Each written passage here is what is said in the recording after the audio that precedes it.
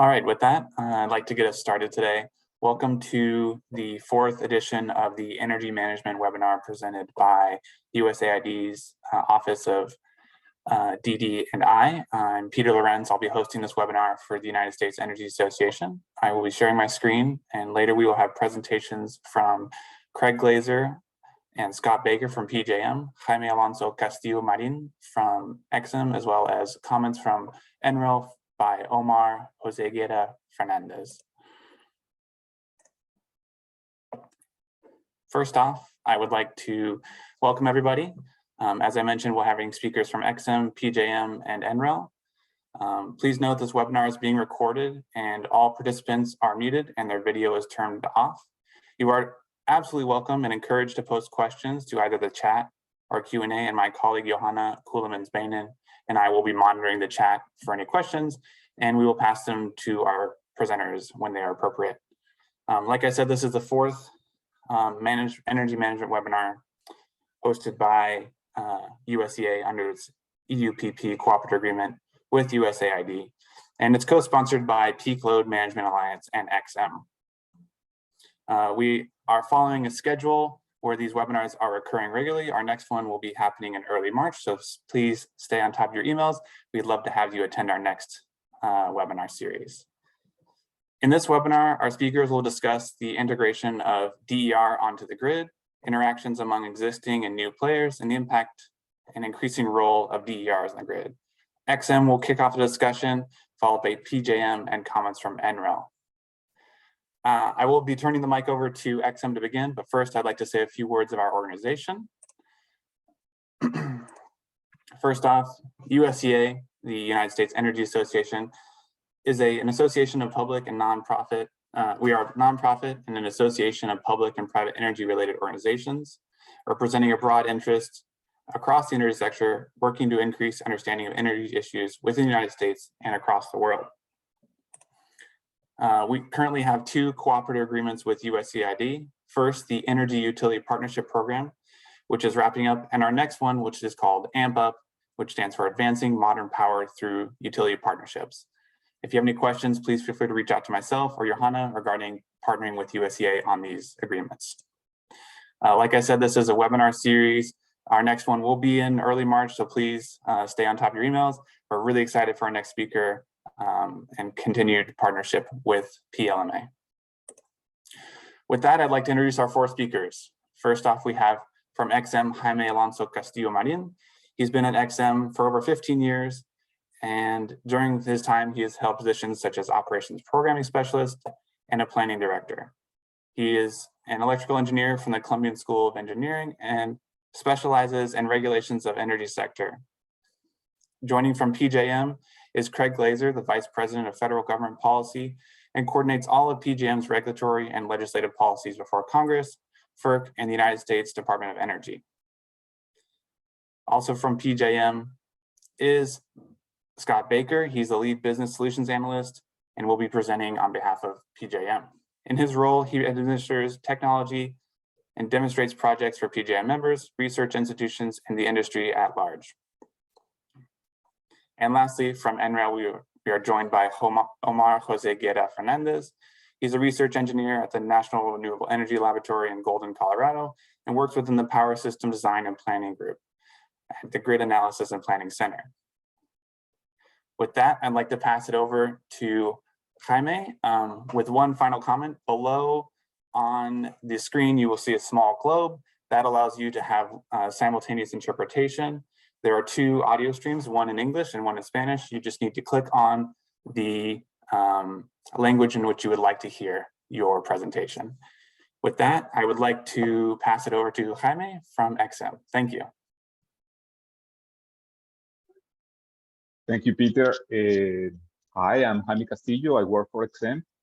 And today is a pleasure to be here. I'm glad to be here to share the context of the Colombian power system and the experience that we have in DER resources. Okay, I'm going to speak in Spanish to be more clear, and I'm gonna going to share my screen. Let me see, please, Peter, if you can see my presentation, please. Yes, we can see your full screen Okay, and the presentation okay. as well. Thank you so much. I'm going to speak in Spanish right now. Bueno, un placer estar aquí compartiendo las experiencias de PJ. Well, it's a pleasure to be here to share XM's experience with all of you.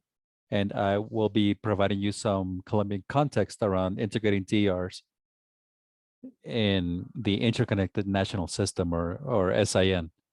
The main idea is to show you the context of the national interconnected system and the current and future view that we have for these resources, as well as the policy that we have when it comes to DERs, and look at the discussions we've been having with the regulator and the proposals that XM has made on the subject. The interconnected national system has a capacity as of yesterday of 18,795 megawatts, mostly hydro resources. And of those 18,795 megawatts, of them, 54 are plants that are connected into a local distribution system. That is, these are plants that are located in several places as per DER characteristics. 785 of those are plants that are over 5 megawatts. That is, significantly sized plants within the local distribution system. These plants had traditionally been hydro plants using hydro technologies, but with the growth of non-conventional renewable resources, solar has become increasingly significant in these resources. These resources that are connected at the SDL, those have been growing significantly, solar has. In the future, by 2028, we expect to have 143 projects that we've had registered at our organization as of December, for a total capacity of 1,623 megawatts, mostly located in the Caribbean region, in the northeastern region, and the southwestern region of Colombia, mostly. These projects are solar projects for the most part, and all connected to the SIN, the National Interconnected System, and the SDL. So what is the policy that we've been using in Colombia? If we recall, we have the mission of energy transformation, which established certain pathways of work that we have to follow. One of them is to modernize the red. And in that modernization of the network, we have the task of modernizing and digitizing the electrical sector in general, and to incorporate DERs. That's where we address DER integration as such, and how to digitize the grid, AMI, the entire transformation that grid operators have to undertake under this new role, together with the required planning and other matters having to do with electric mobility. Now, in this grid modernization, we can highlight three major points that you see here. One is that we must define the duties of the aggregator so that these resources can engage in the wholesale market. Secondly, the role that must change in traditional grid operators, DSOs. And here we are proposing that through a hybrid decentralized control system, that's how we will address these matters. We'll see more about that in a moment. And then the general criteria for planning and expanding and planning the grid to integrate DERs. At the policy level, in 2022, we had a resolution issued by the Ministry of Mines and Energy, in which initially it frames and defines what DERs in Colombia are, and also establishes the policy for them to be developed at several points. That is, it gives the CREG, the Energy and Gas Commission, to integrate DERs under certain ministry guidelines, including mechanisms for demand response, storage, aggregation, the DER share that, or the share that DERs will have in the wholesale market, their well, and other matters having to do with DERs, but all addressed in this policy. And also, more importantly, it establishes guidelines for behavior. That is, it acknowledges that there might be current conflicts of interest between the current grid operator and DERs and others in terms of connection, operations, and market share. That's why certain guidelines around behavior were also issued under this resolution. It also addresses guidelines for planning for DERs in operations and tasks the UPME, our expansion planner, to keep a one-stop shop for all DER projects. In terms of regulations, the CREG has been working in certain documents. In 2022, we submitted these that I've listed here. We have circular letter 001 on electric mobility, circular 11 in terms of the roadmap for demand response in the national interconnected system, circular 102 and 114. These are studies having to do with the aggregation activity and how, or rather what characteristics it has, how it can engage in a market, and how it also engages with other market stakeholders. And then circulars 119 and 121 address the matter of energy storage and the alternatives that are available and the markets in which they can engage in Colombia. All of these documents have to materialize in the future.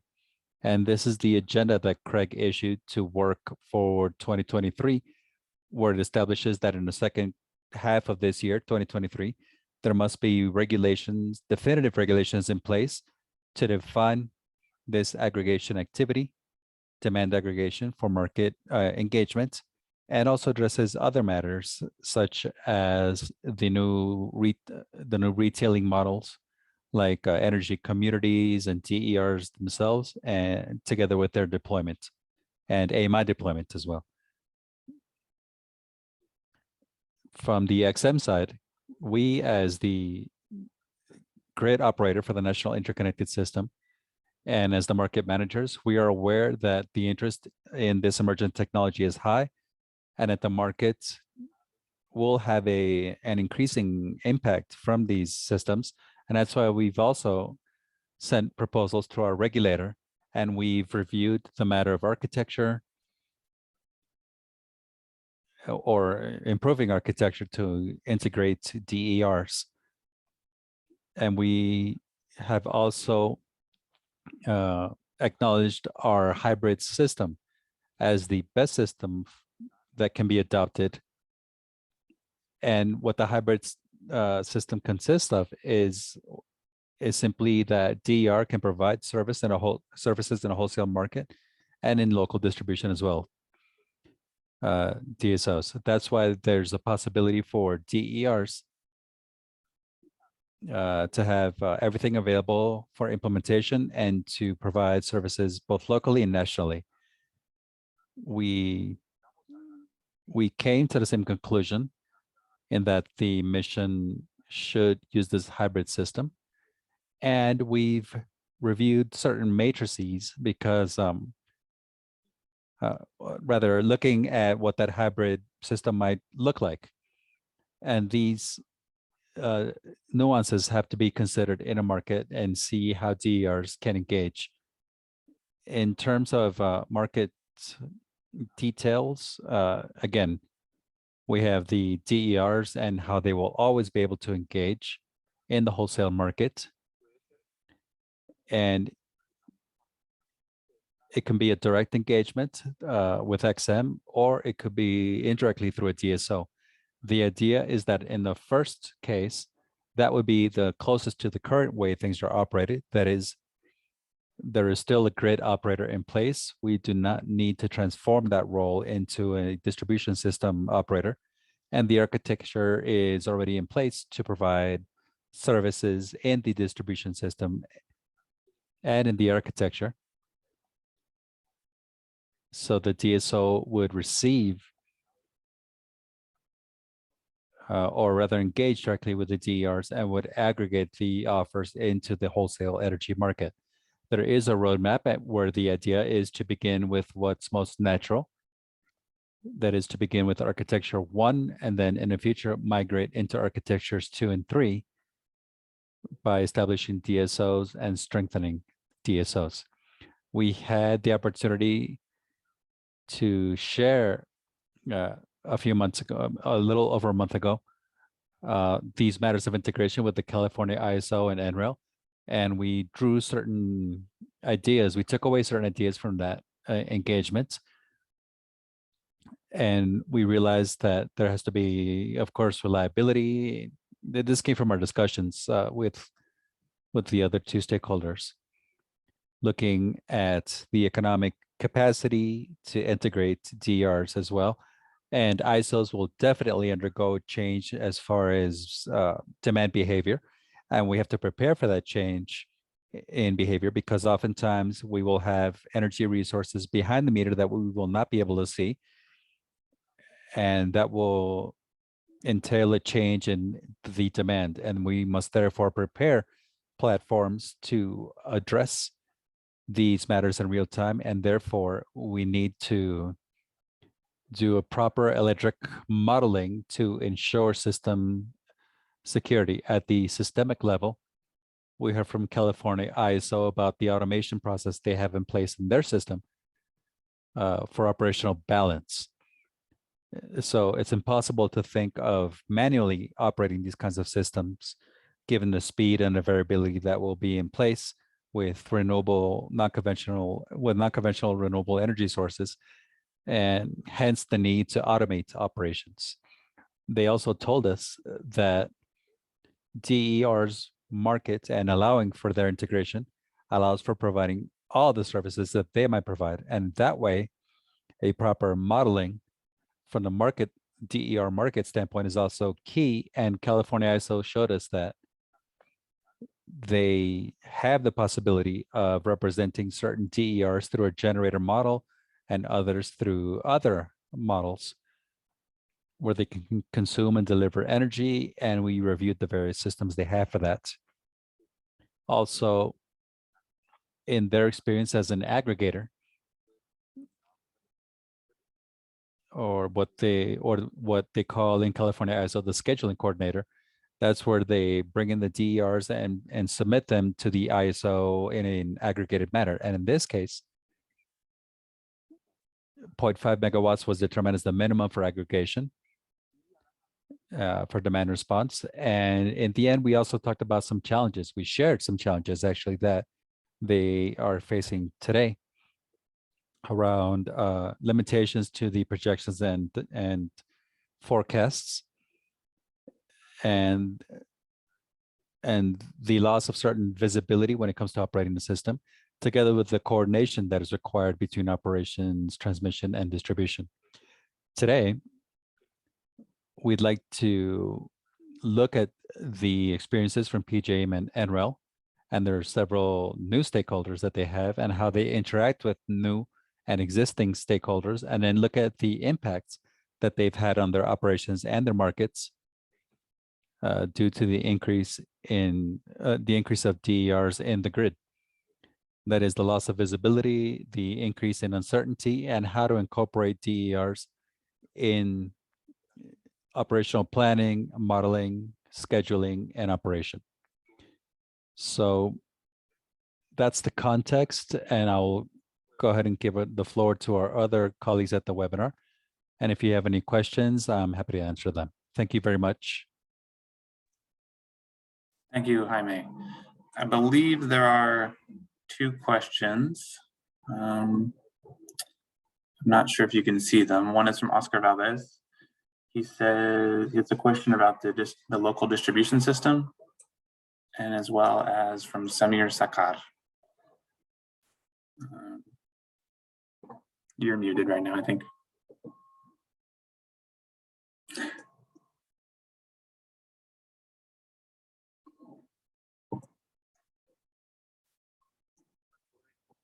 And the answer is yes to the first question. There are 969 megawatts in the local distribution system. as we saw on the slide, those 969 megawatts are connected to the local distribution system.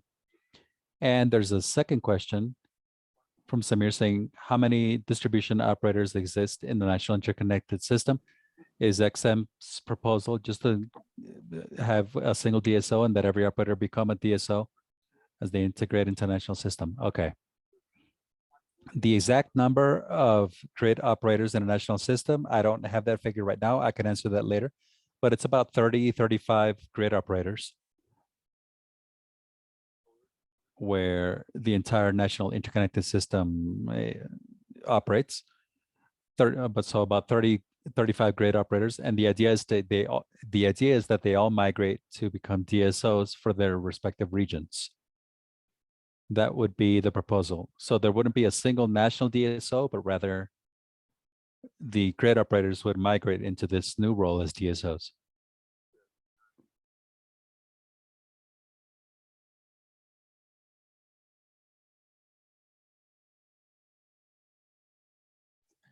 Great, thank you, Jaime.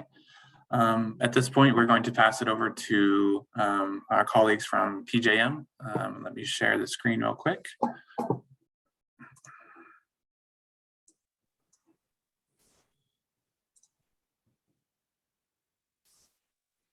Can you hear us?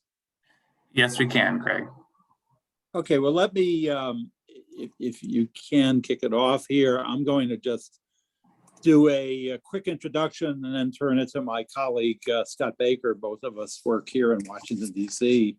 And it is actually great to be able to talk to folks at XM. I recently just spoke to them in a session, to you all in a session in Quito, Ecuador, with regard to enhancing cross-border trading between Colombia and Ecuador, which was very, very interesting, and was very impressed with all the excellent work that has been done. And frankly, the brain power within XM was very, very impressive. Scott has really been leading this effort. I'll first introduce myself. I am the Vice President of Federal Government Policy for PJM here in Washington, D.C., so I deal with all issues associated with the regulator as well as the Congress, and distributed energy resources is definitely one of those issues. There's been a lot of focus on reliability here in the US. We've just come through a storm event over the Christmas holidays that I'm literally writing about right as we speak.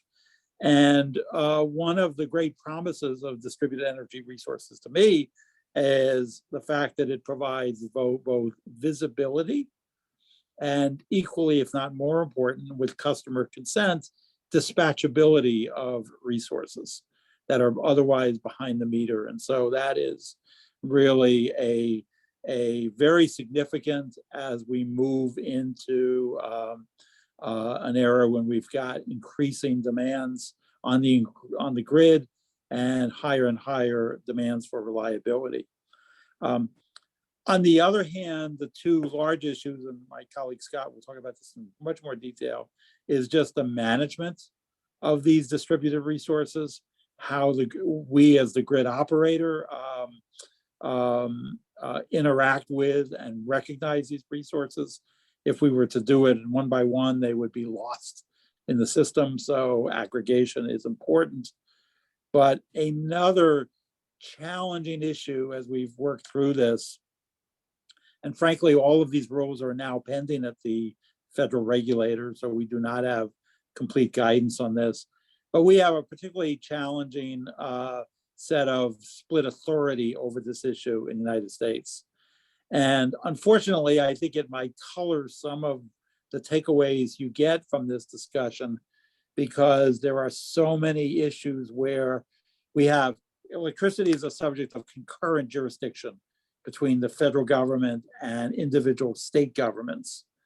And as a result of that, anything behind the meter, for the most part, anything at the distribution level is considered within state authority, while anything at the transmission level is considered federal authority. So distributed energy resources are resources hooked up at the distribution level that want to participate in wholesale markets regulated at the federal level. So right away, you can see the conflict that creates as to who sets the rules, where do we as the grid operator, we are a federal entity,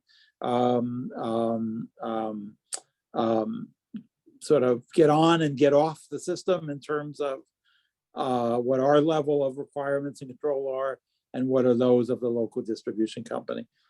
I raise that only because you have obviously issues in Colombia. You don't necessarily have this issue, so you might find that some places, Scott or myself will say, well, we've left that to the distribution utility or to the state, and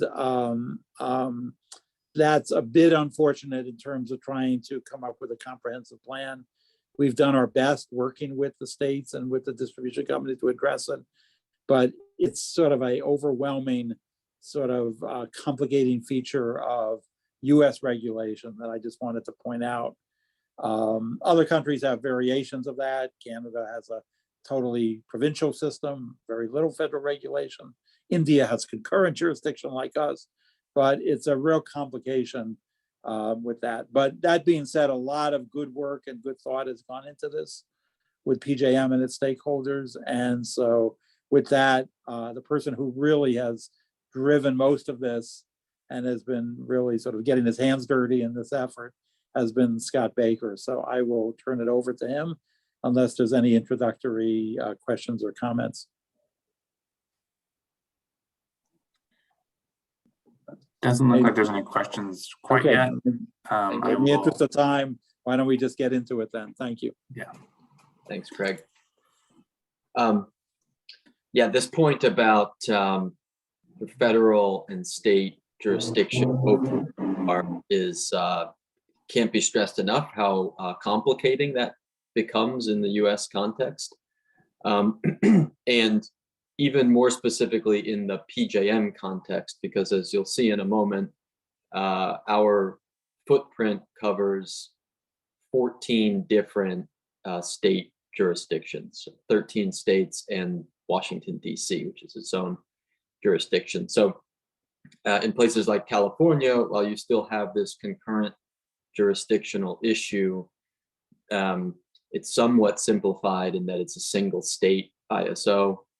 And even within that state, there's really the vast majority of customers are served by 3 distribution utilities. And so while I'm not implying it's an easy problem to solve in California, it is somewhat simplified from a regulatory perspective and somewhat more complicated in PJM's context. Peter, I assume you're bringing up the slides here in just a minute. I want to introduce PJM as an entity very briefly. Peter, you can just go directly to the next slide. For those of you who don't know PJM, we are the regional transmission operator, the independent system operator in the mid-Atlantic region of the United States. As I mentioned, serving 13 different states, plus the District of Columbia, 65 million people total. It's, I think, maybe the second largest power system by peak load and the largest wholesale market in the world. Let's go to the next slide. In the context of DER, I want to provide just a snapshot of kind of where we sit today. And DER is a very complicated subject. I think lots of times it's more complicated than traditional transmission connected power plants and generators. There's just so many different flavors of DER within the system. This is how I like to break it down. There's wholesale DER, that's DER resources that actively participate in wholesale markets. And there's non-wholesale DER. These are DER resources that are connected to distribution. They do not participate in wholesale markets, meaning they don't bid into the market and are dispatched by PJM. They exist for the purposes of customer side benefits or distribution system benefits. you will see that the vast majority of DER in our footprint falls in this non-wholesale DER category.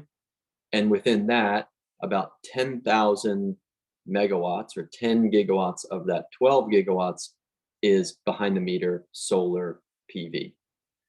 So it's a very significant portion of the total amount of DER in the PJM footprint is non-wholesale solar PV. Within the wholesale category, you have 1 gigawatt of DER that are sort of dispatchable generators that participate within our demand response program. We have a lot of experience with demand response. We have about 8 gigawatts of load curtailment, that is load resources that can simply be curtailed. And a lot of the experience with demand response has driven what I'm going to get into later today around a new framework for DER aggregation and participation in the wholesale markets. And then the other bucket of wholesale DER is about 2 gigawatts of distribution connected wholesale generators. So this is, think of a 1 megawatt solar farm, a 2 megawatt battery directly connected to distribution, and it's dedicated as a wholesale generator. It's another form of DER because it's connected on the distribution system, but in our eyes, really, it just looks like any other wholesale generator. We model it in our EMS like any other generator. We model it in our market systems like any other generator. Okay, so these are the 3 areas of DER. And what I'm going to do now is introduce what will be a 4th kind of bucket here, which is a new framework for integrating DER into wholesale markets through this aggregation platform. Go to the next slide. As Craig referenced, this new framework is basically made possible by a new federal regulation, which in the United States is called Order 2222 on DER aggregation. It sets out a number of directives that each ISO in the US needs to comply with and ultimately create a new framework for market participation for DER. I'm going to walk through today at a very high level how we are proposing to implement this framework, touch on some of the key pieces that I think would be good to take away from today's webinar. But just know that this is a fingernail depth of the total model and all of the details that are proposed in this effort. As I mentioned, DER is a very complicated subject. This took 16 months of stakeholder meetings to come to a proposal. And it's going to take many years actually to fully implement all of the changes necessary to implement this. So it's quite a work in progress still, but there's lots of work that's gone into this proposal to date. If you go to the next slide, it took a long time to even get to the proposed federal rule. Again, this speaks to the jurisdictional complication in the US around DER. The original rule was proposed by our federal regulator in 2016. It took them 4 years just to issue that rule, and then another 2 years for ISOs to actually respond. So this is really been a long work in progress on the regulatory side of things, and now we're sort of getting into the details of how to actually implement it. Go to the next slide.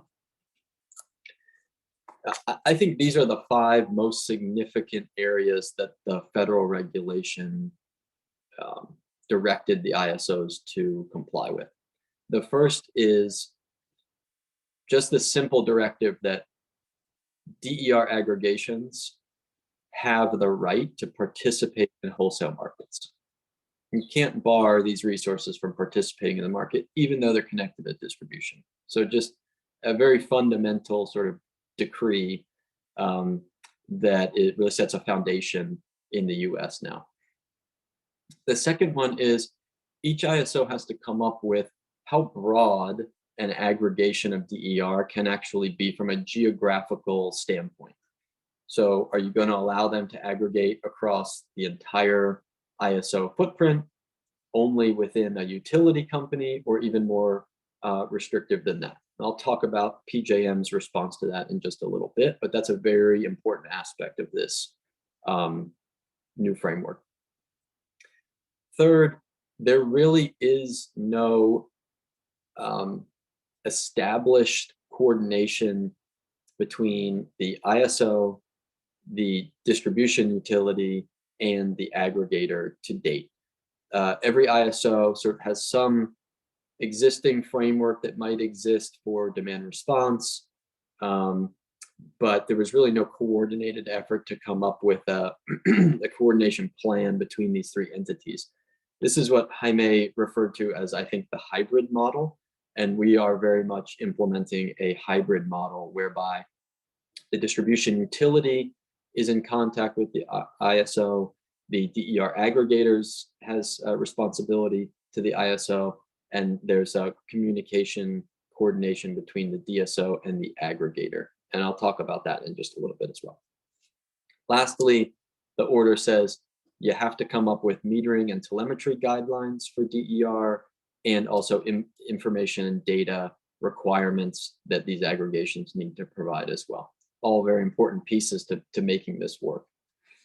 All right, let's go to the next slide. I'm going to get into a little bit of the details of how we're proposing to implement this.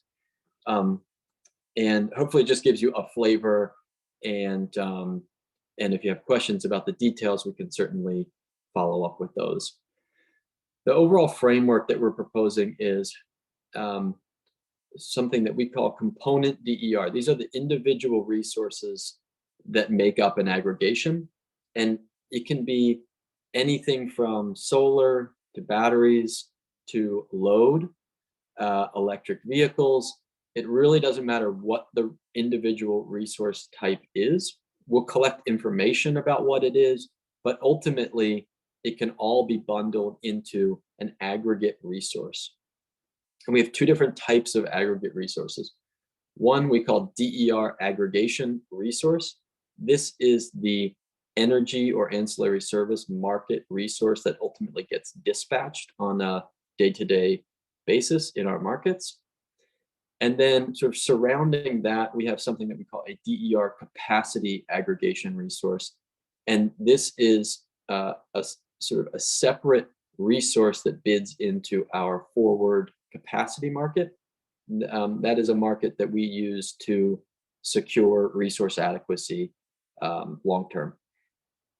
The reason that those two things are different is because of the locational requirements associated with energy market participation versus capacity market participation. I'll talk about that in just a minute.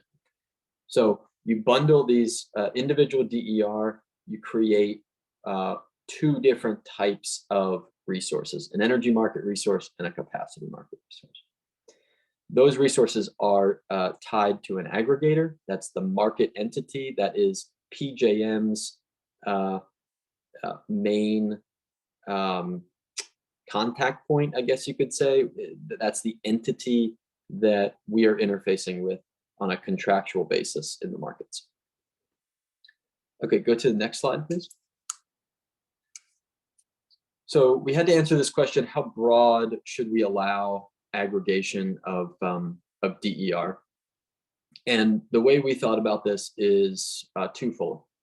It's influenced by our experience with today's demand response products, and it's influenced by how we price market services today.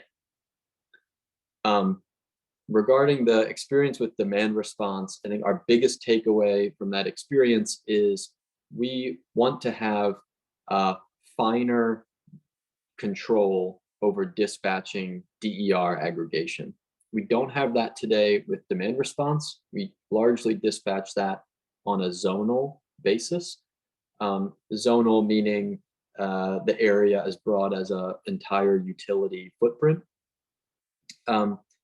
And that serves us well in a lot of instances, but there are increasing increasing number of operational scenarios in which we want to have better control over the dispatch. We want to dispatch at a finer, more granular level. And so for the energy market, we price energy on a nodal basis. That is a transmission substation, basically. And so we're requiring that DER be aggregated at that level for the purposes of energy market participation. So it's a nodal aggregation model. In PJM, there's about 10,000 nodes. I think we estimated each node averages something like 7 to 10 megawatts. In the capacity market, however, we price that on a zonal basis. And so we'll allow aggregation for the capacity market to be on a zonal locational requirement. And there's about 25 of those zones in PJM. For ancillary services, we are similarly allowing aggregation up to a zonal level. We dispatch those ancillary services at actually a broader geographic scale. However, there's a need to restrict the aggregation to a single utility footprint for sort of metering purposes and certain settlement procedures. So for that, we are restricting it to basically a utility footprint, transmission zonal level. So there's different layers to how broad the aggregation can be depending on the market that you're participating in. Let's go to the next slide. I'm going to give you just a very high level overview of kind of what this looks like. The requirement for energy market participation is that you need to share a primary transmission node. So this is a simplified example. There's one distribution transmission node here. This is the pink box, call that a transmission substation. All of the underlying distribution infrastructure, customers, and ultimately the DER themselves feed up to that single node. So every customer underneath that node can be pulled together into a single energy resource for aggregation. Let me go to the next slide. This is an example that's a little bit more complicated, but we'll have scenarios in which you have two transmission substations that are fed by different distribution substations, but there's a weighting that establishes a primary transmission substation. So in this example, you can see the transmission substation on the right-hand side actually is the primary transmission interface, because most of the distribution infrastructure feeds to that transmission substation. And so therefore, you can aggregate customers across these different distribution substations that all feed to that primary substation. And what we will do on the PJM side when we model this resource is we'll reflect the weighting of those different transmission substations in our energy management system, such that when we dispatch this resource, we ultimately get an accurate state estimation solution, which is very important for us. Very important sort of vision for us going forward with DER is to ensure that we're modeling them correctly in our energy management system to give us greater visibility, better solutions in the market, and for reliability. Okay, so that's a little bit about aggregation, how we sort of envision modeling these resources. You go to the next slide. I'm going to end on this coordination framework. It's a really big piece, really important piece of DER aggregation. And there's basically four big pieces. There's the interconnection of the DER resources. There is the registration process, how you kind of bring these resources to the ISO. And then there is the ongoing operation of the resource. And lastly, there's a sort of after the fact performance compliance. You could think of this as measurement and verification steps, and ultimately settlements. I'm going to focus really on the blue and orange aspects here, the registration process and the ongoing operational coordination. Go to the next slide. In terms of registering these resources, we've set up a system where PJM will collect data and information on every single DER resource itself. Even though we're ultimately rolling these resources up to an aggregation, and that is the market resource that we're dispatching, we still need to collect information on each individual DER to provide us a basis for qualifying these resources to participate in the market, determining what their offer capability is, determining how to model them in both the on the operations side of the house, their EMS, and also on the markets side of the house.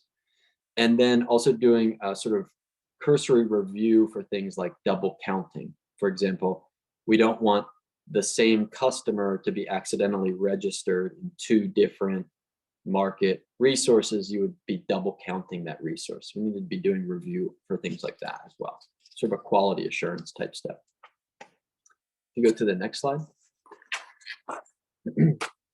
So when we're collecting this this data, it's coming from the aggregator, but both PJM and the distribution utility are reviewing that information for accuracy, for a reliability check on the distribution system. And so this is sort of a step that takes place before the entity is actually approved to participate in the market. Once that entity is approved to participate in the market, then we move into the coordination on a sort of operational basis. And that's really twofold. The first is day ahead. So prior to PJM's day ahead energy market, the DSO and the aggregator are required to coordinate any restrictions that could be placed on that aggregation for reliability or maintenance issues on the distribution system, whatever it might be. But those restrictions need to be represented in the aggregation's day ahead energy market offer. Once we get into real time, the DSO has the right to curtail any aggregation on its system, but they do need to provide a reason for that curtailment after the fact to both the RTO and to the aggregator. But importantly, any real-time curtailment of the aggregation does not excuse it from wholesale market penalties, or lost opportunity cost. So if an aggregation is dispatched but unable to fulfill that requirement in real time, it's not excused if it was curtailed based on a distribution system reliability issue. This was a very contentious kind of point that was made in the federal order.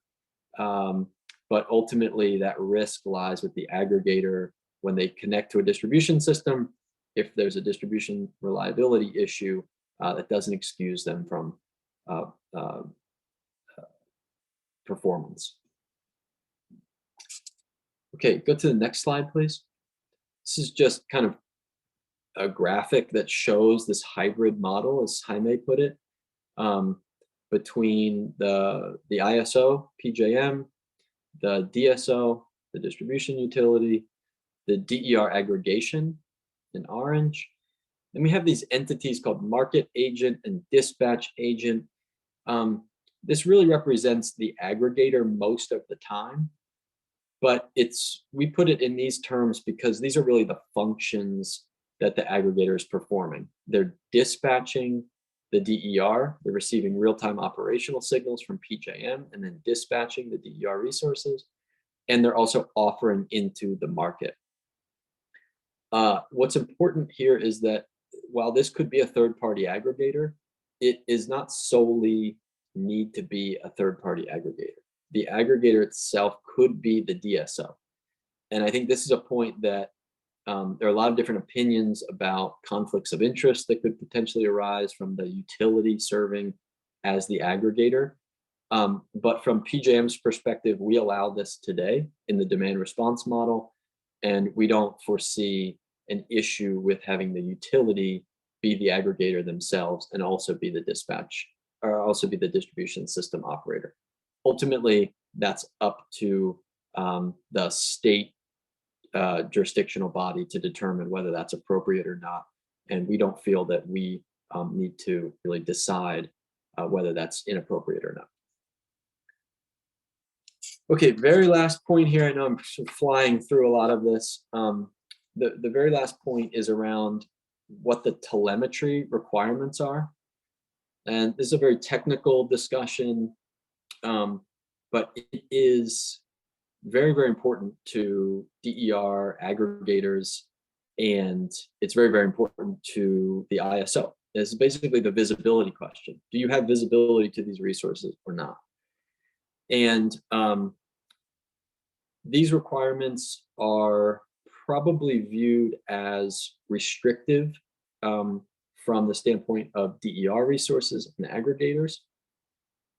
We feel they're very important to establish from a visibility perspective from the ISO.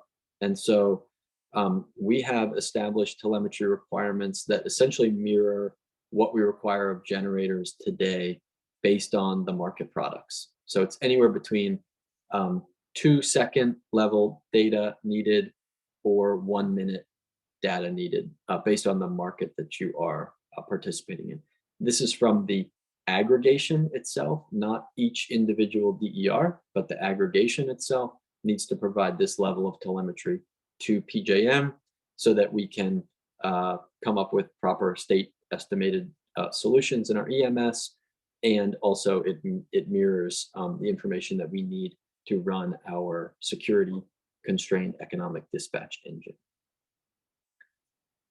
Okay, well, a lot was said. I think ultimately the impact, if you go to the next slide, the impact of this new regulatory order is yet to be seen. Opinions, I think, are all over the map. One is DER sort of remains kind of a niche market participant, and ultimately, really the build out here is on the utility scale in terms of renewables and resources like storage. On the other hand, there are advances in DER technology that are happening extremely quickly and could scale extremely rapidly. An example of that is the best-selling vehicle in the United States for the last 3, I think maybe even 4 decades has been the Ford F-150 truck, sort of the symbol of American consumerism and transportation in this country. And they have an electric version of this truck that also has bidirectional capability at 10 kilowatts at 131 kilowatt hours. That's enough power to run a home, essential services in a home for weeks. If you think about that vehicle scaling to the level that it's deployed today, it is an unbelievably huge DER resource. So there's lots of different ways to view this. Ultimately, time will tell what the impact will be, but we're establishing a framework for that potential build out today. And so I'll leave it there. Welcome your questions, and appreciate the time today. Thank you.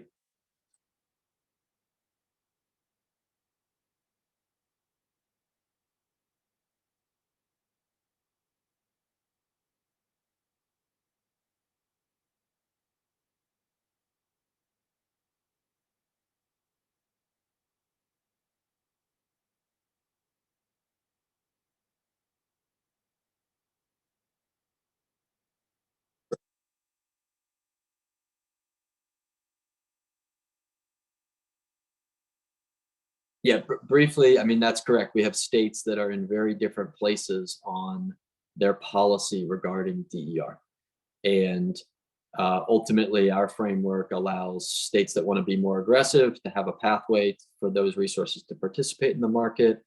others who aren't can sort of, dictate their DER policy accordingly. But what's very important is that no matter what state you're in, if you build a DER resource and you want to participate in the wholesale market, this federal regulation says the ISO has to have a pathway for that resource to participate.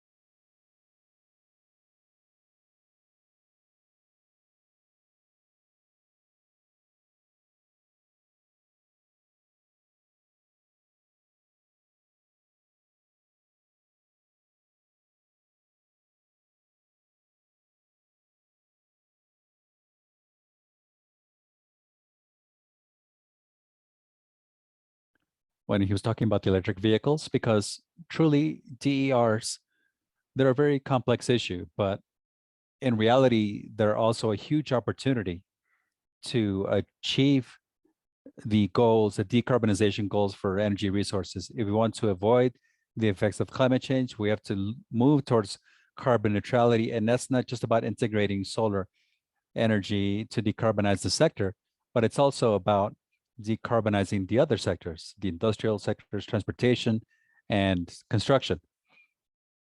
What Scott mentioned at the end about the electric vehicles, here what we're actually doing is using these DERs to integrate the electric and transportation sectors, which are considered difficult to decarbonize.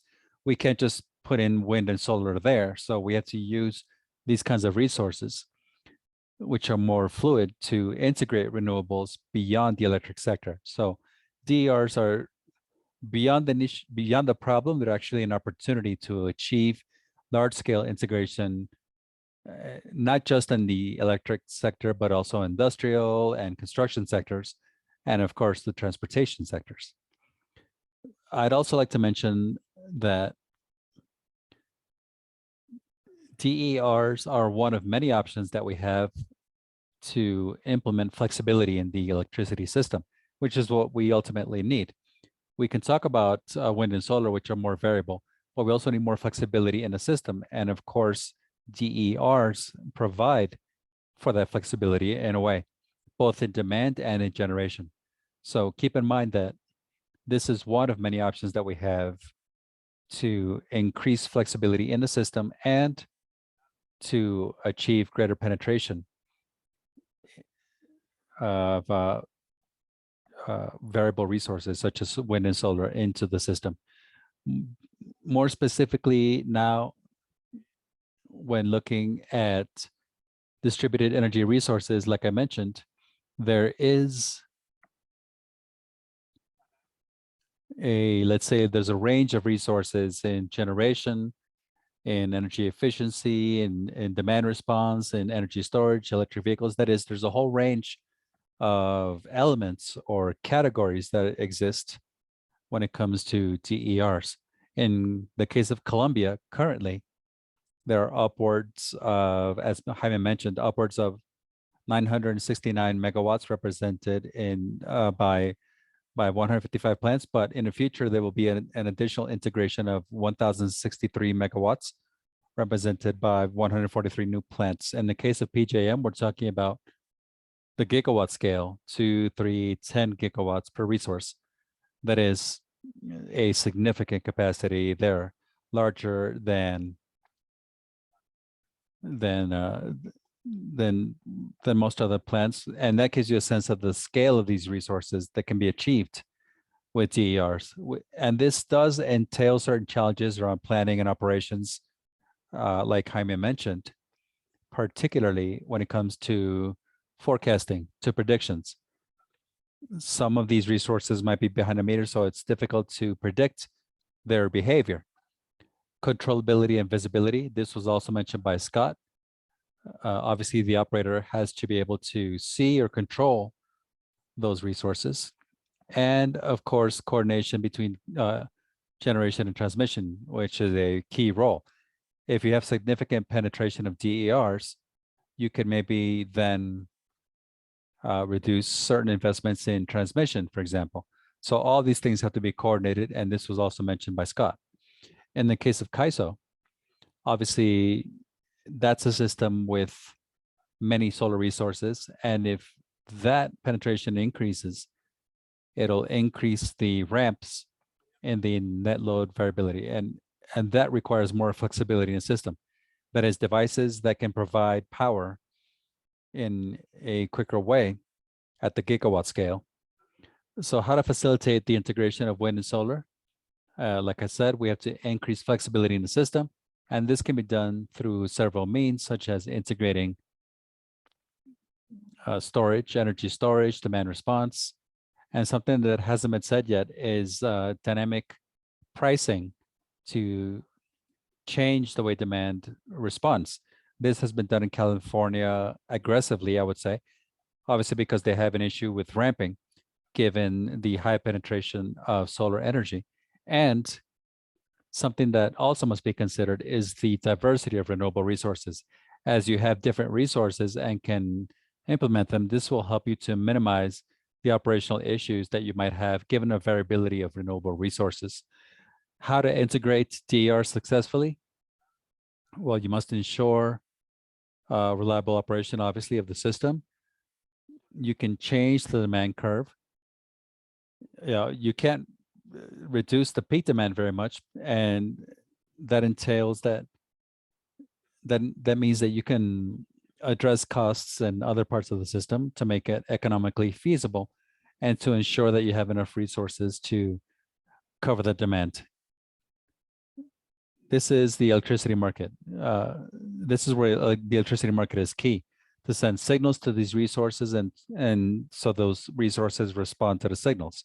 In the case of CAISO, it was proven that these resources can help to reduce carbon emissions, and in addition to that, can also provide operational and economic benefits. And therefore, from a market standpoint, in my opinion, these resources have to be incentivized because ultimately they will help and provide benefits. So beyond an issue, it's actually a solution to decarbonize electric systems. Something that I'm really drawn to and I think is really important from Scott's presentation is how to do aggregation. Aggregation is key because you don't want to have millions of separate devices connected to the grid, hence the need for aggregation. And the grids will have to respond to the aggregation if depending on what services they provide. So keep in mind that these kinds of aggregations should consider what electric market they'll be participating in. I'd like to close with that and leave maybe some time for questions. Thank you.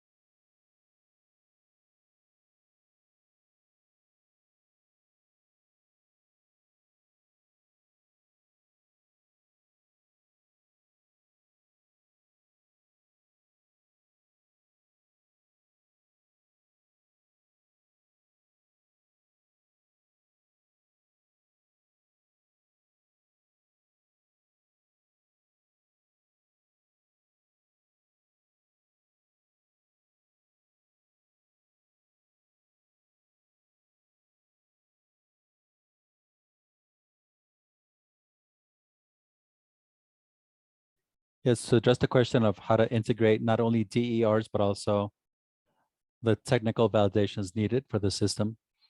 Yeah. The systems operator has to interact directly with aggregators and obviously establish all this, to validate that the information is transparent and true. That's on one hand, and that the signals be effective. When you design a market, TERs can respond to those markets effectively. So that would be maybe the initial part of implementing these kinds of markets. California has ample experience in this, and I think there is a learning curve, though. There isn't maybe an outright rule, but the rules can be implemented progressively depending on what type of market they are, including ancillary services, and then see how you can implement these resources in the respective markets. Thank you. I believe there was one question we're missing. I know we're running short on time and I don't want to keep everyone a little late. Scott, did you have a question you wanted to answer? I saw you were. There was a question in the chat about size of the resource for each market, and I just typed an answer in there, but our size requirements are that the aggregation only needs to be 1/10 of a megawatt to 100 kilowatts. That's for the aggregation. There's no size, minimum size limit on the DER itself. Could be 1 kilowatt. There is no maximum size requirement for the aggregation itself. It could be as large as it wants to be. There is a maximum size requirement on the individual DER. It can't be bigger than 5 megawatts. We felt that once a single resource is 5 megawatts or greater, we would like to model it and have it participate as a standalone resource. Okay, thank you. With that, as we are running over time, we'll have to end this webinar. I know we have some outstanding questions, so I'm in the chat, I'm putting my email, and you can, anyone who has outstanding questions, I'm encouraging you to email me directly, and I can pass those questions along to the appropriate speaker, as well as any other questions you may have. Like I said earlier, the next webinar in this series will be happening in early March, and so I encourage you all to stay on our website. It's usea.org, as well as your emails, where we regularly send out emails to our ongoing events, such as this webinar series. And on our website, you can also find the previous recordings and presentations from the first 3 webinars in this series. Once again, I'd like to thank our experts from and guest speakers from XM, Scott from PJM, and Craig as well, and well as Omar from NREL. With that, I'm going to end this webinar, and thank you for attending. Goodbye.